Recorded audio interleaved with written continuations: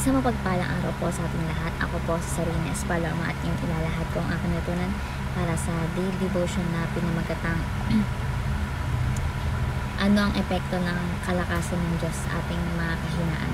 So ang ating concept is infinite, meaning when we say that God is infinite, we mean that He is without limit in power, knowledge, presence, and being.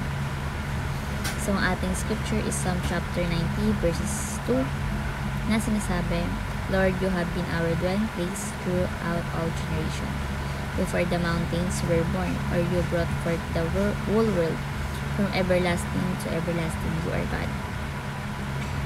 So ang ating katuruan is number 1, God knowledge is not limited by the unknown. So sinasabi dito na walang bagay na hindi alam ng Panginoon Diyos. Lahat alam niya, lahat alam niya, nakaraan mo, kasalukuyan, at syempre yung hinaharap. Alam na alam ng Panginoon lahat. So God knowledge is not limited by the unknown. Number 2, God's power is not limited by anything or anyone. So walang makakapigil sa kapangyarihan o sa power ng ating Panginoon Diyos.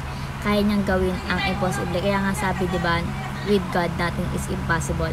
Lahat kaya niyang gawin, no? So God's power is not limited by anything or anyone. And last is number 3, God's presence is not limited by space and time. So sinasabi dito na nasa lahat ng lugar at panahon ang Panginoon Diyos. Lagi siyang kasama kahit saan ka man naroon. Hindi mo man siya maramdaman, hindi mo man siya makita, pero mararamdaman mo siya, no? Kahit malayo ka sa pamilya mo, hindi ka nag-iisa.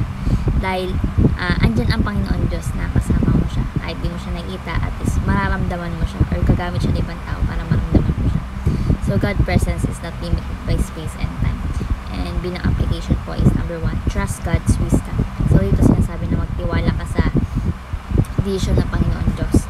Kahit hindi mo lubos yun na maintindihan sa una, no? Pero in the end, mas maintindihan mo talaga.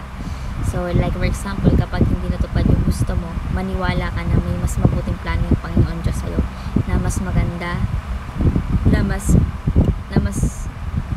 higit pa sa inaasahan mo. Totoo yan. Dahil ako rin naranasan ko yan. So trust God's wisdom. Number 2, trust God's power. So wag tayo mawala ng pag-asa na kayang ayusin ng Panginoon Diyos kahit anong sira pa yan ng bahagi mo sa buhay mo, no? Like for example, may kapansanan, kahit imposible sa mata ng tao na ganun, is manalig ka, no?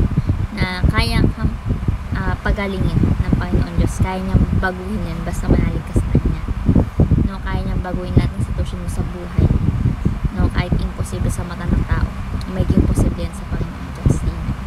So trust God's power. And last is trust God's perfect timing. So maghintay ka sa tamang panahon ng Diyos. Hindi siya late, lagi siya sakto, no? Kapag hindi mo pa natanggap ng sagot sa panalangin mo, alalahanin mong darating to sa tamang oras.